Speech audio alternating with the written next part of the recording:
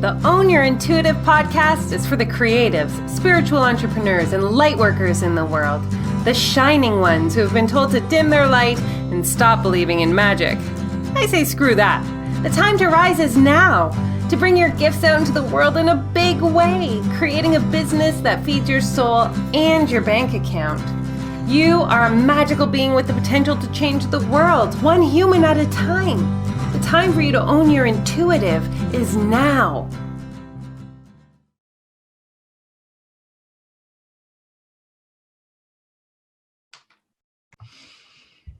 Hey everybody, I am so excited for today's episode of the Own Your Intuitive podcast. It is with great love I get to share probably one of the biggest lights in human form I have ever come in contact with. When this woman opens her mouth, it's like a ray of sunshine comes blasting out at you. She is a gift to this earth, and she is here making a splash and making an impact in the spiritual world. And I am just so very grateful to have Jen Mons on the podcast today. Hi, Jen. Hey, darling. Thank you so much for that wonderful, wonderful introduction that I am just allowing myself to receive in this moment. I'm really just like to hear you say those sweet, kind words about me. It's just like, it feels really good to hear that and to receive that. So thank you for that introduction. But it's true. Like there is not a human that has been in your realm that doesn't say, oh my goodness, like Jen Mons is so just light filled. She's so much love. She cares so much. She, like you really are on this earth to be love and spread love and share love. Because every time I talk to Jen, she is telling you about a person who you could connect with, and she's connects the dots with human to human to really, I would say, increase the vibration of the earth. Thank you. Thank you for seeing that in me and for sharing that you see that in me. And like I said, I'm just in a space of receiving. I think it's, it just reminds me to allow myself to be in the space of receiving my truth as it comes through messages from other people. And, I think that happens a lot, that we hear things that we need to hear through other people. And what you're sharing with me right now, as I just came from a couple of days up in Portsmouth, is very similar to what I was hearing a lot of people say. And I'm really in that space of just receiving that my inner light is enough, and who I am in just my being and my essence is just where I am, and it's what I'm here to be. And then, I get to do the work as service too, but it's really just standing in our own light, which is really all of us are here to do, right? We were just talking about, you were supporting another lovely lady just to believe in her inner truth. And when we embrace that inner truth that we are here, who we were born to be, it's like freedom. And it's yummy and delicious and joyful. Warm and fuzzy and all the good feels. Yeah, and then that's when we get to be like, this is fun and this is magical because this is the way we're choosing. And of course, that's the one thing that I've always loved, that I was immediately drawn to with you, is like, we've done the really hard self-work and we know that it's a journey and maybe it's not over, but at least we're in a place now that we know that we are where we are. We can embrace whatever comes our way, and we get to choose to be in the joy of the experience too. So I really love that about you. Like, I was just immediately like, oh, yay. So yeah. So thank you for having me on the show. It is such an honor. And I just love our connection. And I loved having you as a guest on the show. In fact, it's one of my most listened to episodes, our time together. So really excited to be a guest on your show. And what's your podcast name? My podcast name is called The Embodied Healing Self, which is all about just conscious conversations to access your embodied healing self so that you can receive your soul's wisdom. So we do the work around our emotional healing, our mindset, and our physical body so that we can step into that vibration of our highest truth. Boom. That was phenomenal. And so, Jen, this is like, we're skirting and we're sharing so much of what makes us who we are, but can you kind of go a little deeper and just let the listeners or the watchers on YouTube know what it is that you are on this earth to do? What is your Stardust? So my stardust, as you said, is really just for me to stand in my light and to be a presence of healing. And as I do that, how that shows up in the work that I do is I am able to see, sense, and feel and hold the highest vibration of other souls until they're ready to receive it. And it includes clearing energy blocks, as you know, that's part of it. And then, creating that sacred space through the vessel, through the container, which in this life is really our physical body, right? Like our life experience, our physical body holds all of the experiences through the imprint of cellular memory of this life experience. Because without this body, we're just spirits floating around in the air. And that's quite wonderful, except there are things that we don't experience in the spirit world, which includes joy, it includes suffering, but it includes love and connection and intimacy too. So it's the embodiment of the highest vibration of our soul that comes down into this body for this experience. And so I love talking about this kind of stuff, but were you always this connected? Is this something that you just innately knew your entire life? So this is a really great question, because part of what I do, a lot of what I do, is helping people to remember who they were, right? So we come into this earth with a specific vibration or energy signature, is what I like to call it. It's how I see the world, very vibrationally, very energetically. So our soul decides at some point in time that we're going to come back to this earth. We're going to have this experience. We want to work on a few things. This is my belief. We choose our parents. We choose our setup. And we come in as the highest vibration of who we are. We come in from unconditional love. And then life happens. And we choose the setup to help us to evolve and grow. And so, no, I haven't always been this way. And in fact, I'm like a cat. You're a cat person, right? Oh yeah. So I'm a dog person, but I love cat people. But I feel like I've had 9 lives. So, from very, very early on, I created the need for safety. I created the need to be loved, and how I found those things were what I like to call, they really came from like my survivor self, but they served me really, really well. And I'm sure many of your listeners can relate to this, but I became a really high performer, overachiever, perfectionist. Anything I did, I overachieved in, and really valued myself for what I did, not who I was, because that's how I received recognition and love from my parents. The safety thing was another thing that showed up through my parents. There was a moment in time where there was a situation that was unsafe, and I stepped in front as a 7-year-old to protect my mother, and I was shut down. And so there were many occurrences where my truth, when I would come out, was being shut down. And this included the world that I was living in. And in other words, I could see, sense, and feel if loved ones passed away, and I could feel their energy coming back to me. And then I would be told, like, don't say things like that. So from there, I ended up choosing a life of, I attended, it sounds kind of crazy to even say, but I attended the Merchant Marine Academy, which is one of the 5 federal service academies in the United States. So it's a congressional nomination, 7% women. I overachieved when I was there. I got the 2 degrees that you can get. I decided I was going to get both. I got 2 Coast Guard licenses to captain a ship, to be an engineer on a ship. I spent 3 years working on merchant ships, sailing around the world, going to different countries, almost always the only woman on the ship.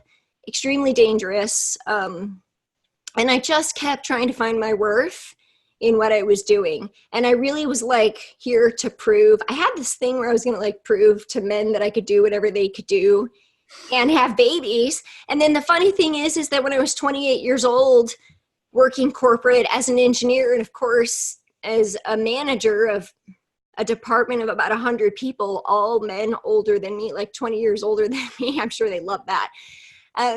When I became pregnant with my first daughter, and, quite honestly, I struggled with being a woman. I struggled being in my body because it never felt safe. So everything that I was seeking, I was creating the experience, but I was doing it from an unhealthy place. It was proving that I could stay safe by fighting and surviving my whole life. And I was attracting those experiences. And then at 7 months pregnant, I was diagnosed. Well, I went in for an appointment. I left work early, and never came out of the hospital. And 5 days later, my daughter was born. I had pregnancy-induced liver failure, and I had one of the most severe cases that you can have. It became super quick. The doctor I was with had just lost a mother the week before. She passed away from the same thing. So he was very, this is a real thing. And I was like, you don't know what you're talking about. Like, that's not me. Nothing bad happens to me. And the defining moment for me was really my body completely shut down. I lost total control over it. I was whatever medication I was on, but about 30 hours after my daughter was born, I can remember people talk about like an out of body experience, but for me, I was behind. It was like behind watching the movie of my life, and like just seeing fuzzy yellow sparkles. And I don't even know what that was. It could have been the medication. It could have been the blood pressure that I was on, the medication not to have seizures. But this was the defining moment. I was in so much pain. I didn't want to be there anymore. And I hadn't held my baby yet. My husband's sitting there on the side, just looking down. And I just remember thinking, he's going to be okay. Like, he's going to be such a good dad. I don't want to be here. I don't have to be here. And it's like this energy came through me in my gut that was like, it's almost like this like burst of energy. Like I was like back in my body, like, this isn't about you anymore. Like, your trauma, those weren't the words I heard, but when I went back to it, it's like, it's not about you. You're a mother. Go down and hold your baby. And so I hadn't held her yet. And I finally, for the first time since she was born, spoke and was like, I need to go hold my baby. And the thing is, Tamara, when I went down there and I looked at her for the first time, she was in an incubator. And she is like 3 pounds. So she had all these tubes, all over. She just turned her head over and she looked at me, and her eyes looked right through me. Like, she looked right through my soul. And she was like, I'm here. And so that was really the beginning of like the rebirth of, what I really came here to do. Because as I did the work, and there's so many layers to my story that include another health crisis and all kinds of things. But as I peeled the layer, at some point in time, I remembered that we had been together before, and that she was my mother in a life before this. And there was so much validation in that. Like, she was 8 years old when I did this past life regression. Nobody in my family knew I was doing it. The day that I did it, and I came home and she wrote me a note that said, I still have the note. It said, you've been the greatest presence. For as long as I can remember, you've been an angel in my life, the greatest presence in many lives. Like, what 8-year-old writes that, right? So that was just like confirmation that that's part of the work that I'm here to do. And when I've really asked my soul, like, what am I here to do? I'm really just here to surrender to the journey and to surrender to my truth and to release control. So the control that kept me safe all my life, I lived in the box, right? I was the military. I was the engineer. I was really good at being a rock star. So good. And then everything changed to alter my course to where I am now, which is really my truth. So, yeah. Okay, so we're going to go back in time. That was powerful, Jen Mons. So much there that I want to touch on. But I felt your little 7-year-old really strongly when you were sharing that story. And so I want to kind of go back and ask her experiences, because I know that there are listeners who heard you say that you could see, hear, sense, and feel when you were young. Can you describe a little bit more some of the situations or sensations or this knowledge you had when you were that young?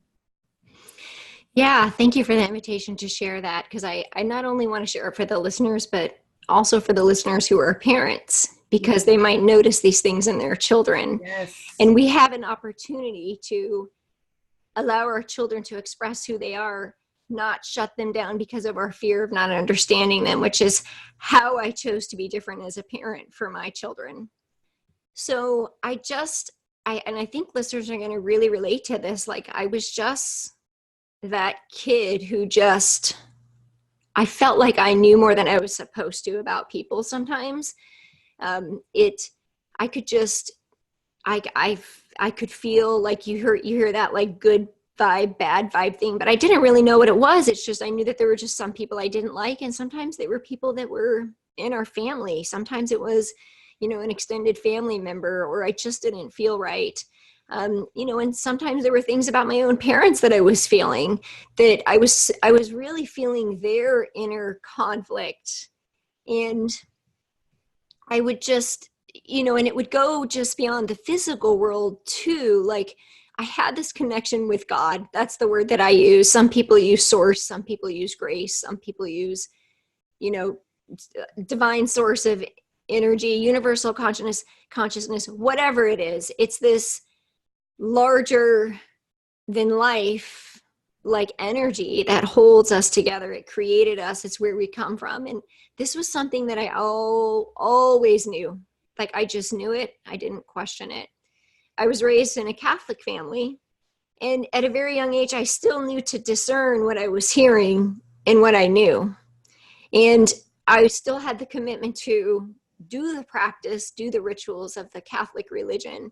And in fact, at some point in time, even as a middle schooler, teenager, I was the only one doing it in my family, which is a little counterintuitive. Usually it's like the other way, right? But there was this connection that I never had to have a reason. I never had to explain it. It was just a knowing. And interestingly enough, it was never anything that I was seeking outside of myself. I didn't need I didn't need the Bible to confirm what I already knew. And I'm not saying that I knew more than the person teaching me. It's just like, I knew what was true for me. And so how this would show up uncomfortably is when I would say things that didn't feel right, when I would speak out, it never felt like it was received in a loving way. And so some of the things that I would hear from my parents, and God bless them, because I'm a parent now, like, we're all doing the best we can do, is like, you think you know everything, or you think you're better than other people, or you're all about you, or you're too sensitive, or you can't handle, you just, all you think about is what's bothering you, or you can't handle, feedback, or you're just too sensitive around other people. Those were the things I was hearing. But the truth is, yeah, I was all of those things, and it's okay. Mm-hmm. What we could really do as a parent is listen to our children and teach them how to harness the energy that they're experiencing, because that's really what it is, right? Teach them the healthy boundary. Teach them how to discern what they're receiving.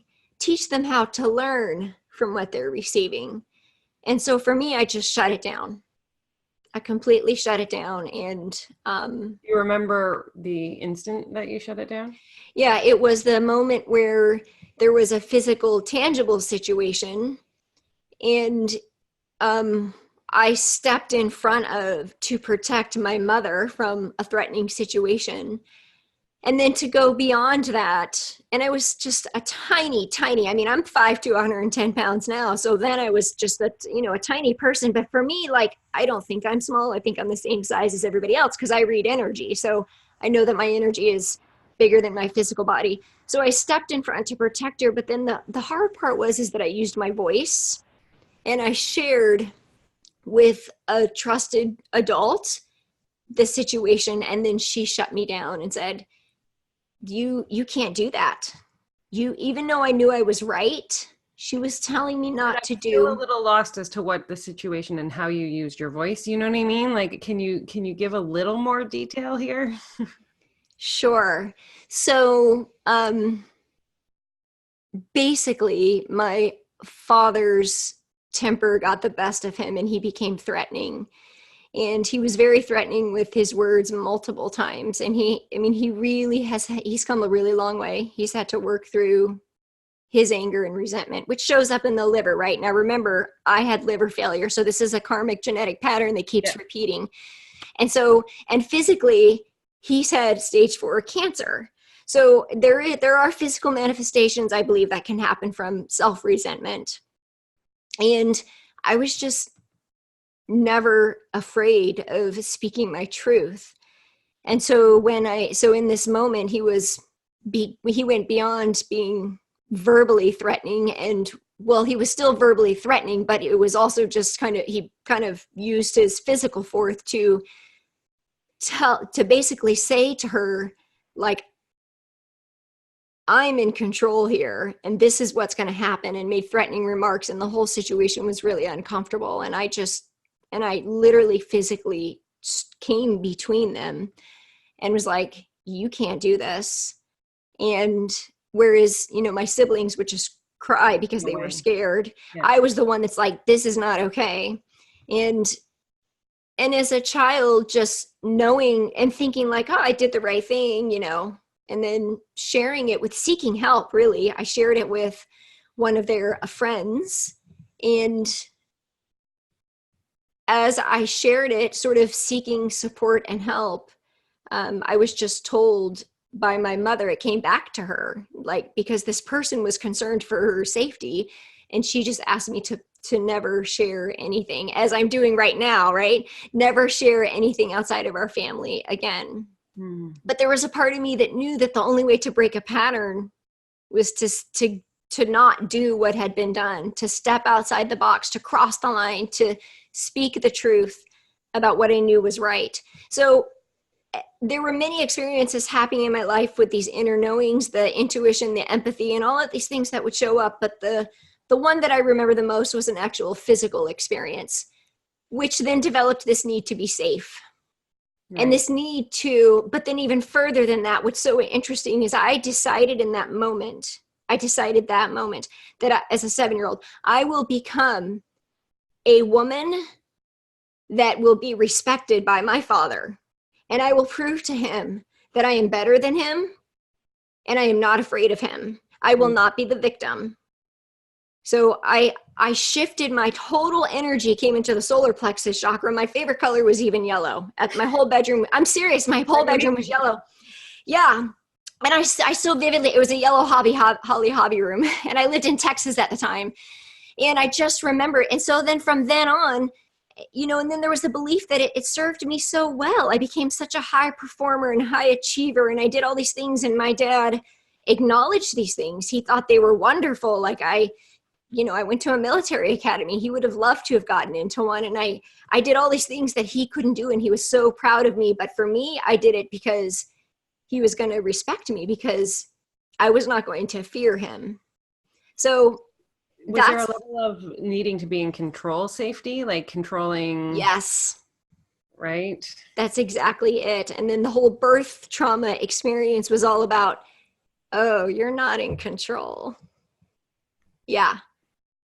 So you touched upon, and I know the military life, I could feel the energy there of like the go and the hustle and the drive and the, and there's so many stories in podcast interviews that I have gotten to be honored to be in the receiving zone for, that, that level of momentum and intensity, it almost feels like it's a tidal wave, right? Like you just, once you're on the treadmill and you keep speeding up the treadmill, it's like the treadmill can't stop, right? And so then you have this epiphany moment giving birth to your daughter. Did you jump off the treadmill there, or did you get back on the treadmill for a little while and need some more, guidance from the universe to slow yourself down? Yeah, so that's a really good question. You hear the stories of people who have like, a moment and then their whole life changes. And for me, it was not so easy. I had a lot of unpeeling and unraveling to do. And so the body, I was still in survival mode. So that was just the first event, which then turned into literally like 3 to almost 6 years of taking care of a very sick child and losing my own health. So I continue to live in survival mode, which comes first, right? You're just trying to get through the day. You're trying to. For those who, like this is literally fight or flight. Like this goes into your fear-based brain. Like I just want to touch on what that actually happens. Your rational brain, your emotional brain shut down, and you live in a state of fear and adrenaline and cortisol. So 100%. And I love the book Waking the Tiger by Dr. Peter Levine. It helped me. It's all about healing trauma. It helped me to bridge that gap together on what was actually happening in my body. So it was quite honestly a long road for me. I was in denial. It's going through the 5 stages of grief that you go through when you lose a loved one. So I was grieving the entire experience, the loss of my birth experience, the loss of my health, the loss of who I was before that moment. So I went through all the 5 stages, plus I lived in survival mode. And so I was told never have to have children again. Like, moms die in this country still, and when they die, it's because of what you had, and yours was very severe. And I can remember telling the doctor, like, I know I'm gonna have another kid. And my doctor yelled at me, like, are you crazy? I was like, whoa, okay. So I moved from Phoenix to Jacksonville, Florida. And I searched everywhere for a doctor who would support me in having another child. And I finally found one, and he happened to be the head of the high risk hospital here, and also the Department of Education for OBGYN. So he knew exactly what he was getting himself into. And he told me nobody should ever tell you not to have kids. And I'm like, thank you. That's what I think too. So these are all these moments of trusting my intuition, right? There's this moment where I'm like, oh, it's not about me. Go see your child. And there's this moment like, I know I'm going to have another kid. I just have to have somebody to support me. And he comes in. And then there was a moment around my daughter's health where for 3 years, we had been to every specialist in Jacksonville. We had been to people around the country. She had missed 9 months of school. She had missed 3 We months don't of know what's school. going on with her health. What was her health problem? So the truth is that she's such a high vibration soul that it's hard for her to survive in this world. Nobody had answers for her. The only one that had the answer was me, learning to trust my intuition on what she needed. Nothing in the medical community worked. Nothing traditional worked. Nothing. Nobody had an answer. How did she appear sick? So, for example, at the age of 3, she weighed 21 pounds. She couldn't gain weight. She was failure to thrive. She had very severe asthma where she had nothing for 3 years.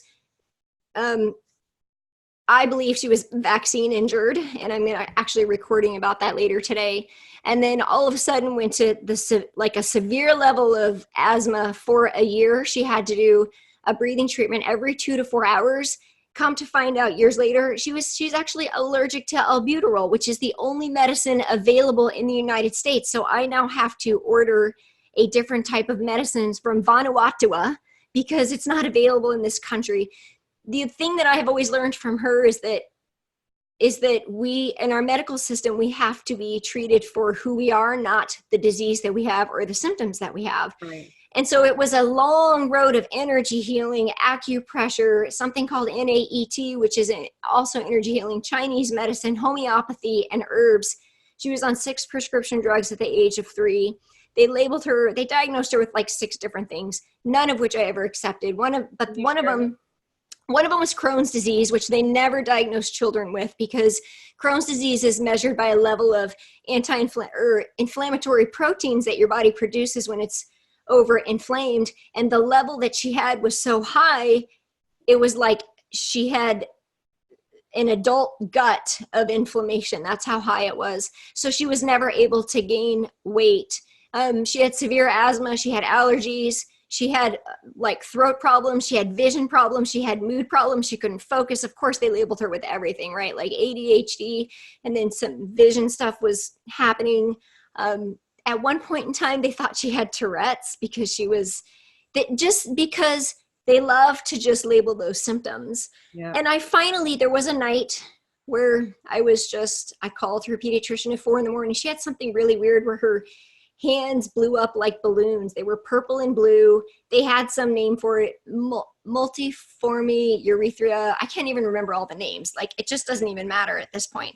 But there was a night that was super scary, and the children's hospital was 45 minutes away. My husband was working. I had a newborn baby, and I was like, I have to call the fire station because she won't make it 45 minutes. Her lungs look like they're going to collapse, and her hands are purple and blue like balloons. I mean, super swelled up, and and so were her feet, and she couldn't walk.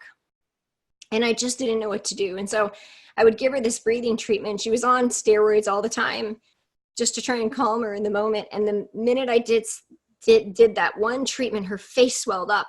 And then she was just so scared. And I was like, oh my God, like, am I going to lose her? Like, after how hard she fought to come into this world.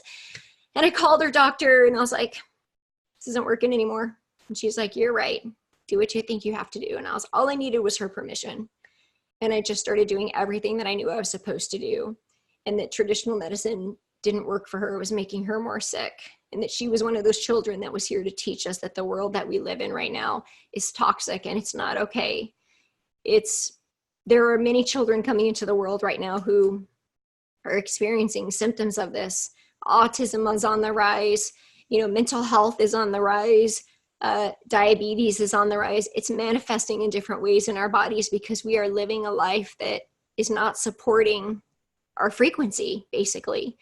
And so her frequency is a high vibration soul wanting to come into my body. And I was living in my lower frequency at that time, right? And so that's when the body just shut down because she thought I was going to be living at my highest frequency and it was going to be okay. But when I'm living down here and she tries to come in, my body couldn't handle that. And it's happening in her.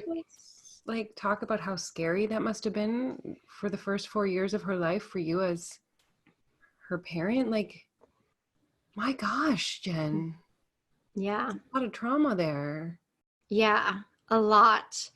And so I often talk about the birth experience as the trauma, but that was just the beginning. The real trauma was worrying about whether or not my child was going to live still. And, just not really knowing if I was ever going to be able to enjoy her. And the good news is I do. We worked through it. Yes, but I want to go back to that you for a second too, because like I want to honor her because did you go back to work and then all these appointments and all of the care, like the worrying every single day, whether she was like, it feels like this was live or die. It was. So I had another child when my oldest daughter was 3. And this particular baby came into the world really extremely self-sufficient. And she came full term and was just exactly what I needed because I realized I could be the same person and have 2 different children and 2 different experiences. And that whatever was happening for them was not my fault. Powerful. Yeah, it just is what it was. And so each of them were here to teach me the different parts of myself. And both of them are a reflection of the wholeness of who I am. So I took a year off of my original job and I went back to work for a couple of weeks. And then thank God my husband got his dream job that moved us to Florida. So that whole chapter closed. And I was never in alignment anyways. And I knew that, but it was something that I felt like I had to do. So I was still living in what I have to do. Right. And then when my daughter had all these health issues and when I learned to trust myself, I also learned that one of my gifts is that I really have a lot of courage. So all those military experiences give me the courage. I am fearless and I am fierce and I will try things because to me, it's like the answers already know if you don't try. And you never know until you try. And so I would try all these things for my daughter and they were working, all of these holistic things. And it was so good. Within 6 months, she had pneumonia for 9 months. Within 6 weeks, I should say, using these herbs, we cleared this pneumonia. She became resistant to antibiotics. That's how much she was on them. Nothing could help her. And so I then decided, well, now I'm going to become a health coach and help other people because I see these highly sensitive children. And I worked with highly sensitive children for a long time, families with highly sensitive children, specifically around like food sensitivities, because that's kind of how it shows up in the gut. But 80% of our neurotransmitters are in our gut. 80% of our immunities are in our gut. So if we can work to heal the gut, figure out where the inflammation and the toxicity is coming in, then we can improve their overall immune function, which equals quality of life. And I'm an Enneagram 7, so I'm all about the quality of life. So I'm all about like making life, fun and a great experience. So yeah, I really totally lived in survival mode. I lived in victim consciousness and I will just own it. I lived in complete victim consciousness. Even though I still believed in God, I was curious about what my belief was. I was curious about, suffering in the world. And I actually didn't know if I was a Christian. And so there was a night in 2014 where I had a really bad day and I went to the beach and I had such a bad day. and then I got to go to the beach, which is great. It's my happy place. And I was meditating then, and I would go to my happy place, which is this place on Kauai, which is where my husband's from. And I kept trying to force myself to go to my happy place. And I kept going to the operating room when my daughter was born. At this point in time, she's like 8. And I was like, what the hell? Like, I don't want to be there. I want to be in my happy place. And I was like, fine. I just surrendered. And then I just had this vision when I was questioning what my beliefs were, of an image of Jesus standing at the foot of my bed and just holding his arms out and just saying, you don't have to worry anymore. I've got her. And it felt so real, like it felt out of body. It felt like I was there again, but seeing it from my higher self perspective. I just felt like all of this worry about whether or not my daughter was gonna, there were moments where I questioned, like, is she gonna die of an asthma attack today? Like, all of the worries that I had just kind of like left. And I just was like, oh, I guess, Jesus has been a presence in my life as I'm wondering who is my ascended master. Well, that confirmed it for me. Okay. Like, it was so clear in my mind. And yeah, I think that was just a defining moment again. And then in the human perspective, my husband and I we're very lucky, like, that we are soulmates, because we were just, again, we forgot all about our relationship because we were literally in survival mode for years. So I just really I'm so grateful that he was able to hold the space for me to do this work to heal our family. Because in his family, like, his mom did a lot of that work. She kind of broke the karmic pattern, I believe, so that he could hold the space for me to do it for our girls. And so you have this experience on the beach in 2014. So I'm going to assume that's where you could release the victimhood and you could release the parts of yourself that were those lower vibration human experiences to step more fully into your truth in the presence of unconditional love that you were born into. So how did that moment shift things in the physical life that was happening? So for me, it's always been about coming back to trust. Like, it's the trust and the inner knowing that I had as a child. When we started this conversation, it was like there was always an inner knowing that, there was a natural discernment of what I was hearing, even in church, like, what is mine, what is my truth, and this inner knowing that, maybe speaking out to protect my mom, maybe it won't be received, but this inner knowing that it's the right thing to do. And so that moment just gave me, like, this sense of realizing that I was never alone. I was never alone. And actually, it even felt like there was, like, the presence of, like, an angel holding me in her lap. And I remember, like, hearing, like, I was asking, like, who is the name? Who is here? And just, hearing, like, Gabriel, and really just this presence of just realizing that we're never alone. And even when we don't feel supported physically in the world, we are supported by something so much greater than us. That is the reason that we're here, the reason we're created to come back into this life. And so at the end of the day, whatever our experiences are, whatever our trauma, none of that defines who we are. It's a part of our energetic signature, our energetic makeup. But it's not just about our own experience. It's part of this larger integrated network of, so now I do this healing work for my family, and then I do it for other families. Like, that whole experience had to happen so that I could show up in the world in service as I'm meant to do. And just remembering to trust. It's always coming back to that, just trust of really just the essence of my being. So were you already doing the healing work with other families when you had that moment? And I was. In fact, I was leading a 4-week program at the time. And I shared my experience in the Facebook group, and I was like, whoa, what? Like, it's almost like I didn't know I was sharing it, but I was like, that's a pretty vulnerable to put yourself out there and be like, hey, Jesus was at the foot of my bed. Like, then it's like, well, who am I to think I can have that experience? Right. But then it comes down to that Marianne Williamson thing. It's like, who are you not to think that you are?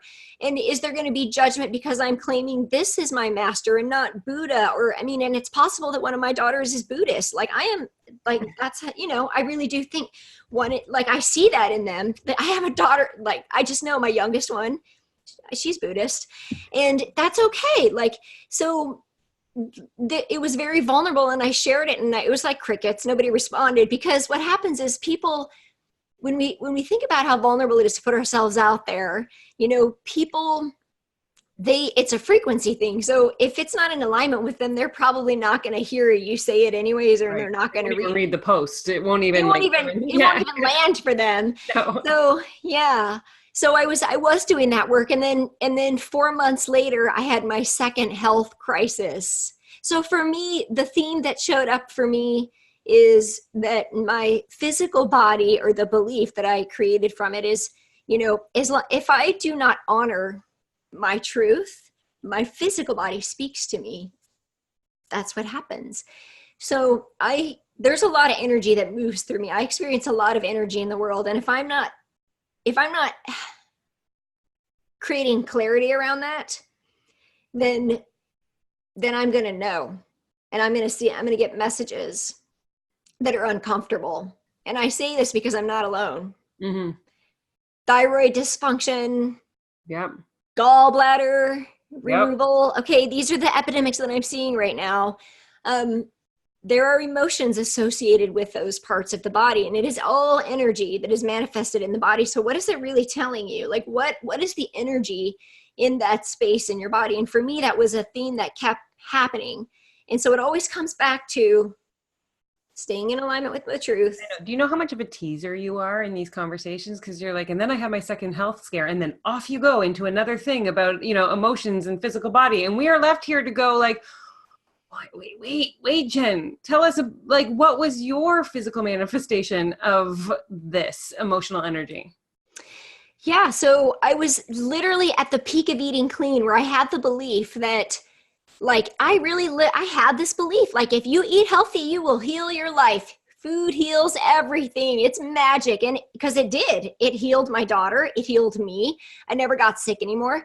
And then at the peak of eating clean, I was actually leading one of my detox programs. I went to the International School of Detoxification. Like I went to the highest level of understanding that I could come to, where people were healing cancer naturally. And I was like, you know, if you want to live forever and be happy, just eat healthy. So I'm having this experience in February 2015, which is when I met Heather. This is when she came into my life, the one I introduced you to. And what's so interesting is, in the exact same moments that this is happening, I have this second health crisis. My dad goes in for open heart surgery. I had pre-scheduled an appointment with Heather the day after his surgery, not knowing that's how it was all going to unfold. His surgery was unsuccessful. Since then, he has been in heart failure. He has been in kidney failure. They made a mistake. And I became aware of my inner karmic energetic patterns attached to my family.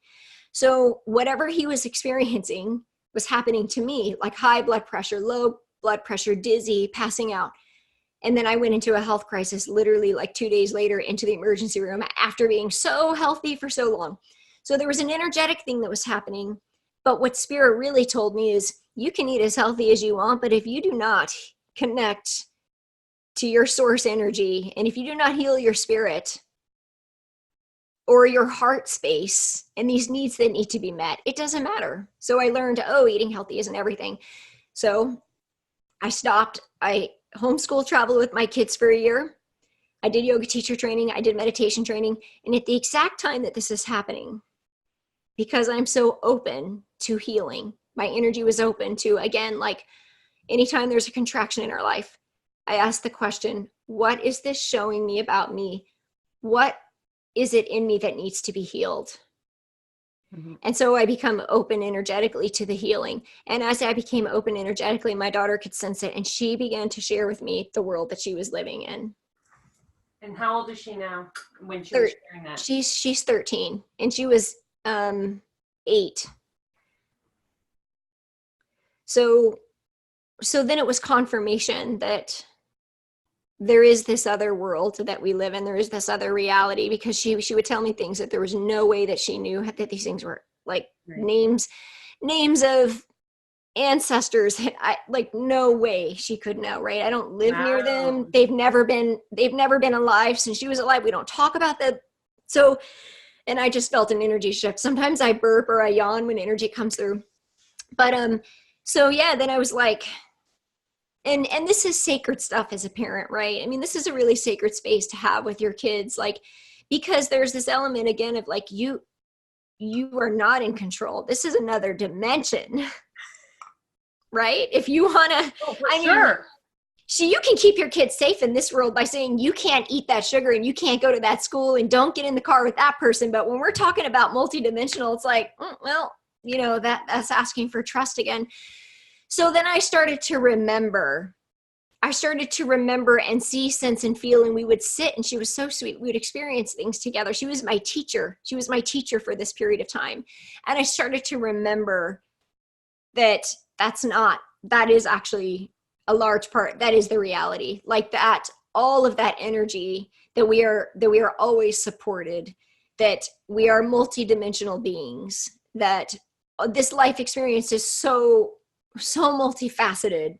And I started to remember, it's almost like she would come and speak to me as if it wasn't even her, right? This energy would come through her and speak to me. And so I began shifting health coaching more into like healthy relationships to the body, incorporating more life coaching, getting a little spiritual around it, and then still afraid to fully step into that. And then 2 years ago, doing more inner deep work, experiencing more, had shamanic healing experience, and realized like that is who I was born to be. Like, just to share one gift that I have that I know to be true is just I never doubted my connection to source energy, to God. Like, it's just a knowing that I have. And it surprises me when people, it doesn't surprise me, but at first it would surprise me that people couldn't feel it or not experience it or believe it. Because for me, it's always easy for me to see in other people, right? I could just see like where, I have a beautiful friend who's French and she's an atheist, right? Because it's a thing in France. And I'm like, but yet you're such an animal lover and you're so connected to these little birds that are being born and you're so connected to nature. And I'm like, that is what the energy of God is, right? Right. I think when we remove ourselves from the identity or label of what we think it's supposed to be and just allow ourselves to be in the presence of it, we realize that we're all speaking the same thing.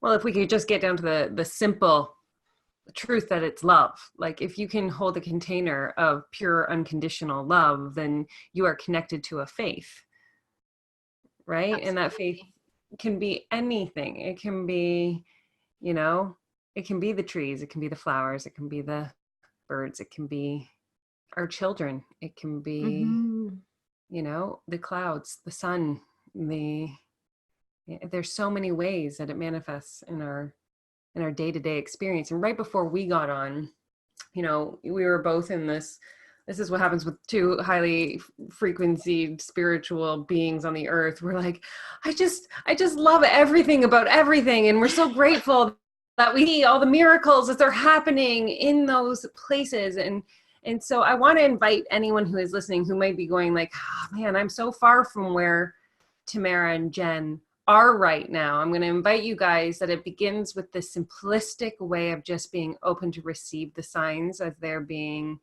gifted to you. So like if I could just bring you to this elevated state of, unlimited consciousness, which is what Jen and I wish for all of you, like as a human, as a, person on this earth, but to just be open to receive each sign and miracle. Because when you start to open to that, you're open to all.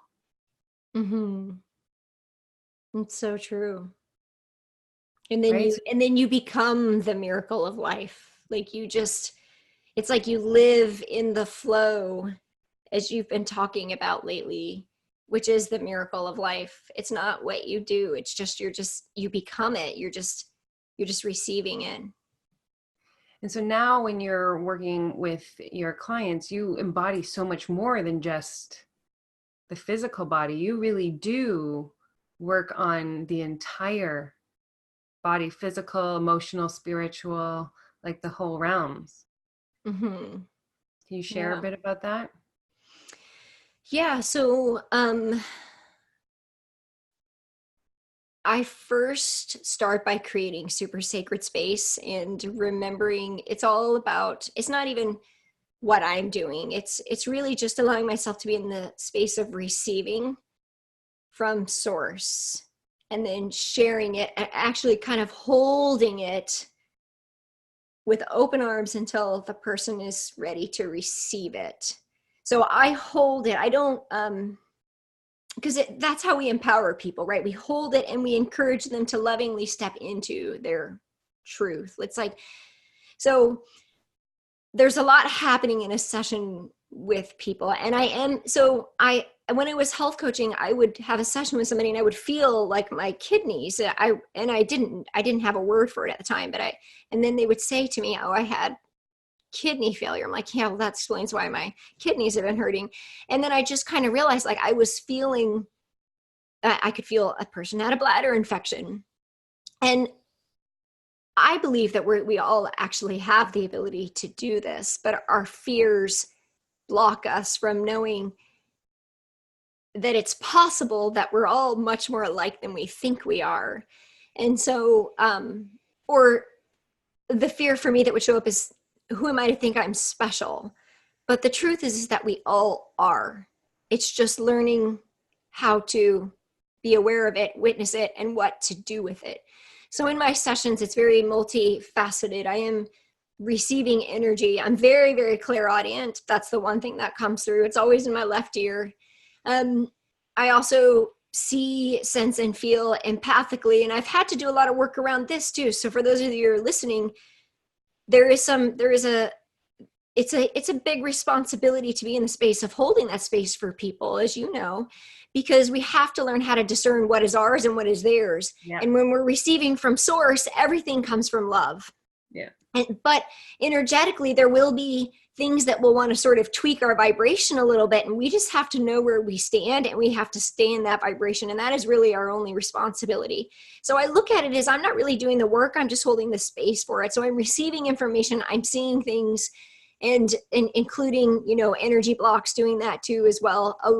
But the way that I heal is through my voice and just sharing messages on what the next step is. I'm able to see the underlying patterns as you're able to do, but I'm not a healer with my hands. There are people who heal with their hands and they do Reiki, and I think that that's amazing. But for me, I'm a teacher.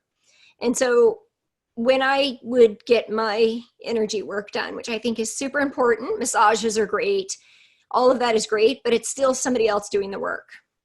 And so for me, what I like to do is I like to teach people, that's what the embodied healing self is, to remember who you are, to access the healer within you. And there are many of us, probably all of your listeners are healers and they don't realize it, because otherwise they wouldn't be listening to the show, right? They might be the healer in their family or the healer at their job, and they know that they're that person in the room that people like to be around or whatever. In some capacity, they're healing. So remembering that truth, remembering that we have access to that healing, which is embodying the truth of who we are, that highest vibration.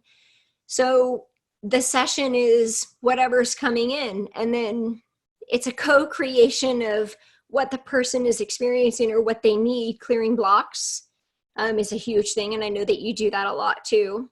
That's a huge part of it, because those blocks, they alter our frequency that we're living in. And then empowering them with the course to move forward on, just showing them what's possible. So usually when people come to me, whatever it is they come to me for is not what they think the result is going to be, is very limiting. It's like, and I'm sure you've experienced this, like all of a sudden the love of their life walks in, and they're 45 years old and now they're getting married for the first time, or they're quitting their job and stepping into their truth, or they're buying that dream house. It's like they come in maybe for a health thing, or they're looking for more empowerment or self-worth, and they know there's a block, but really it's showing up. How we show up in one area of our life is how we show up in all areas of our life. And so as soon as we say yes to us, as you said, the receiving, when we say yes to us and just open our arms to trust, everything that has been waiting for us just says yes to us. And it's like, here you go. It's like, a home baked cake, or like Chris, it's just like, here you go, sweet little angel. Everything you've ever wanted is right here. All you have to do is receive it. I love that. That's so you and so amazing. And so people are probably listening and they'll feel that vibration of connection with you, Jen. They'll be listening to these words that you're saying and be like, there'll be that inner knowing that you're the person to guide them into their experiences and into their truth and into their remembering. How will they find you to, be guided in that way? Yeah, awesome. Thank you for asking me. So my website is jenmons.com, super easy, JenMons. My Instagram is jen.mons.com. I'm on LinkedIn. I'm on Facebook. And I am doing a 5-day energize plus align challenge next week. I don't know if this will be out by then. And then, yeah, so I do group coaching through leading people into stepping into the flow of life. And how it shows up for them is, because this is what I hear, they're overwhelmed, they're exhausted, they don't have energy. So it's holding them back from creating any type of change, from reaching out to you for support, from reaching out to me, because already they believe they don't have the energy or the support to do it. But the truth is that they're just misaligned.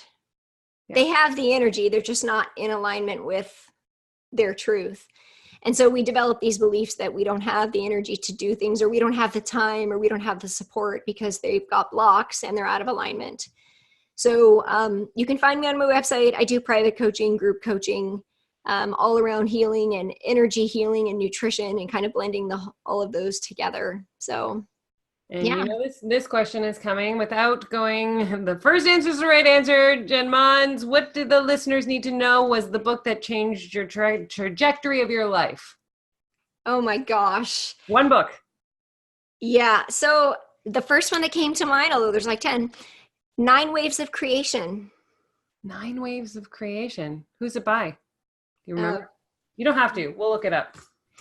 So it's about, we're on the 9th wave, and it's about the frequency that we come into the earth with, and why this energy work is so important. It is more important now than it ever has been. The work that you're doing, the work that I'm doing, because we are living in a vibration and a frequency that our choices are not sustainable.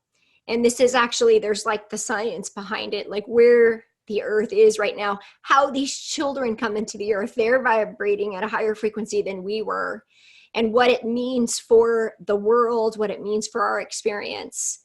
Yeah, I don't have it with me, but that's okay. The book that comes up first. I love it. And I think that having listened to us, I think it's a powerful book to kind of like anchor everything that you have been saying today too. So I think that was a perfect book. And you have to know how much I love you. Like, aww. I am just so grateful for your light, and that your path and my path have crossed, and that we get to co-create in this energetic world together. So I am just hella grateful to you right now, Jen Mons. Oh, thank you, sister. I am totally receiving that, and absolutely feel the same way about you. You're just adorable. Like, I think I said this before, like I want to have a slumber party. Like, I don't know. It's like, I just want to be like, clearly we need to have a slumber party at some point. Yeah. And, it brings me back to my like childhood. That's what the energy is, of just that unconditional love is really the space. And joy. There's a level of joy, I think, that when you get to that place of being in flow, that you can tap into it and acknowledge and be in the presence of joy with ease. And that a lot of people forget that joy is so much fucking fun. Yeah, and we get to choose it. And I will just say that it takes a little bit of practice too. Like, It's not like you wake up and take a happy pill and then you just like, you're happy for the rest of your life. No, we have done the work, and we know that it's a practice. And we have also learned to honor where we are and not judge ourselves when we're not in it. Like, you just kind of practice it. So yeah. Thank you. Thank you. Thank you. I know everybody listening got something today from your magical story and your truth. So grateful, grateful, grateful. Love you, love you, love you. Oh, thank you so much. I love you too. And everybody, stay tuned next week for another incredible interview. I'm so just honored to get to walk in this path with you. Thank you.